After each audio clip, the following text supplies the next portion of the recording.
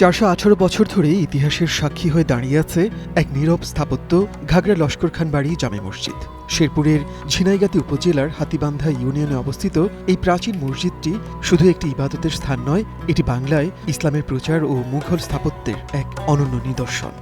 টাচলেস আরএকে sensation water closet হাতের ইশারাতে dual flushing system থাকায় রাখে জীবাণুমুক্ত।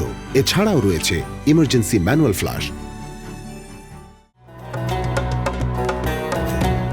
মসজিদের গায়ের বিভিন্ন নিদর্শন দেখে ধারণা করা হয় মুঘল আমলে বক্সার বিদ্রোহী নেতা হিরঙ্গি খানের সময়কালে এটি নির্মিত হয়। স্থানীয় ইতিহাস ঐতিহ্য অনুসন্ধানকারীরা মনে করেন আজিমুল্লাহ খান মসজিদটি প্রতিষ্ঠা করেছিলেন। গ্রামটির নাম অনুসারে এটি ঘাগড়া লস্কর খান বাড়ি জামে মসজিদ নামে পরিচিতি পায়। এলাকাবাসীর ধর্মীয় ও ঐতিহ্যের অংশ হয়ে থাকা এই মসজিদটি আজও অতীতের সাক্ষ্য বহন করে চলেছে। ১৬০৮ সালে নির্মিত এক গম্বুজ বিশিষ্ট এই বর্গাকৃতির মসজিদটির দৈর্ঘ্য ও প্রস্থ ৩০ ফুট, দেয়ালের পুরুত্ব প্রায় ৪ ফুট। মসজিদটি নির্মাণে ঝিনুক চূর্ণ, সুরকি, পাট বা তন্তুজাতীয় আঁশ ব্যবহার করা হয়েছে, আর এর আস্তরণ দেখে মুঘল আমলের নির্মাণশৈলীর দৃশ্য পরিলক্ষিত হয়। স্থাপত্যে গ্রিক ও কোরিন্থিয়ান রীতির প্রভাব লক্ষ্য করা যায় মসজিদটিতে। একটি মাত্র বিশাল গম্বুজকে ঘিরে রয়েছে ছোট বড় মিলিয়ে ১২টি মিনার, যা এটিকে ব্যতিক্রমী বৈশিষ্ট্য দিয়েছে।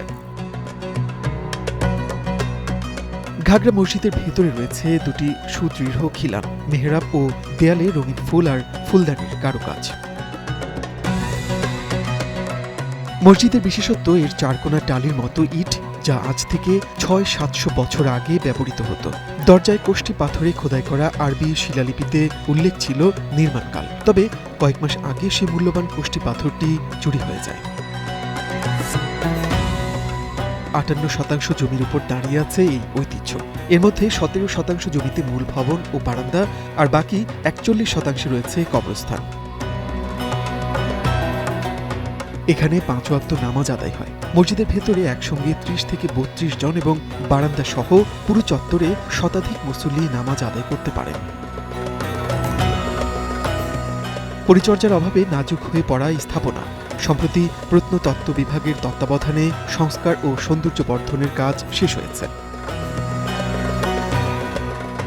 শতাব্দীর পর শতাব্দী ধরে ইতিহাস বুকি নিয়ে দাঁড়িয়ে থাকা এক গম্বুজের লস্কর খানবাড়ি মসজিদ শুধু ইট সুরকির নির্মাণ নয়, এটি এই অঞ্চলের মানুষের কাছে বিশ্বাস ও ঐতিহ্যের প্রতীক, যে কারণে দূর দূরান্ত থেকে মানুষ মুঘল আমলের এই মসজিদ এক নজর দেখতে ছুটে আসেন।